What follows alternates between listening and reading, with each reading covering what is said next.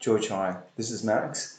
It's a tutorial video just to take you through the Content Manager, how you use it and how you upload your videos. First, just go into Peak Web Systems in your web browser, peakwebsystem.com, and you'll get this login page. We're going to just focus on this section on the left. Put in the email george at the Narrowgateway Ministry, narrowgateministry.com.au. Same for your password, exactly the same. Just click on Submit Login on the left side. Don't worry about the right side, that's for separate registration. Now once you click Login, you'll come to a list. This is our lesson and video manager. The main controls are you can search here and filter through the list as you get a growing list of entries. You can edit an existing entry, and you can copy, which will create a new copy, and then just change, it will then take you to the editor where you can then change those fields. We found that's a faster way than just adding, and then you have to put in every new field that's new. So copy, we put that in mainly because it's faster. Let's edit this video. All these fields are just additional data.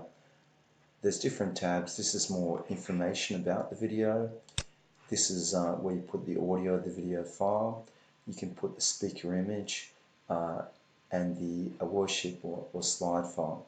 And this is a service team, if you like, for duties and tasks on the service. I'll give you an example where how this information can be used. We go to Belvoir Street. Now this is information about the video, such as the title, this is the series, this is the teaser, this is the book, the date, if you like, and down here we've got more information, if you like. Can go down there as well. Now this relates to this first tab. Here's the title, the book, the series, the teaser, the date, and so forth.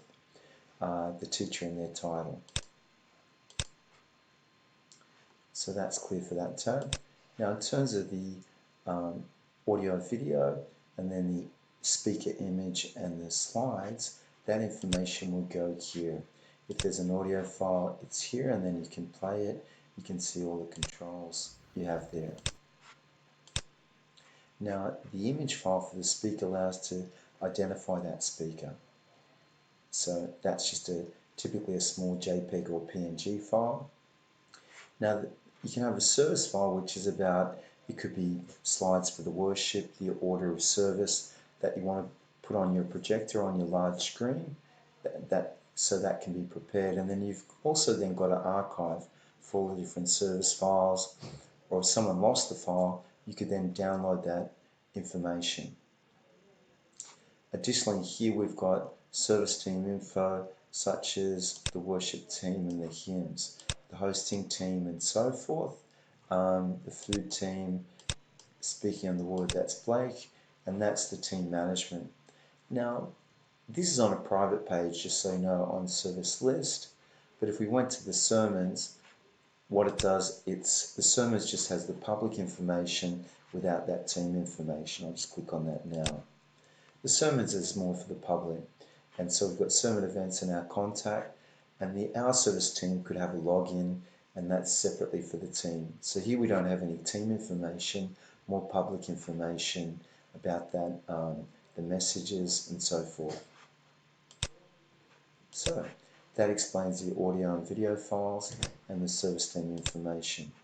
Once you've updated that information, you've got a choice.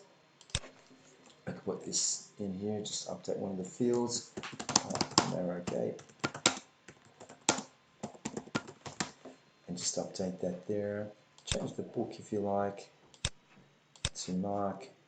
I can update that record here, which would keep me in this area. Or also I can update and return to the list. This just brings me back to the listing. If I copy, it'll take me into the editor, but after I save that, I'll see an extra record there in that listing. Alright, George, there's an events module. I'll take you through that later. That's just an optional module for you to consider. This is your profile here. If you want to change your password, you would just click on password here and click check update password. That's it for this session, George. Just to quickly give you an overview. The purpose was to give you an overview for the training. Now to go to ministry, just click on here, training and then ministry, to get to that module again, and click sign out. The system will also sign you out after a few hours of inactivity. That's great, George. Thank you for the time. I hope you found that was useful.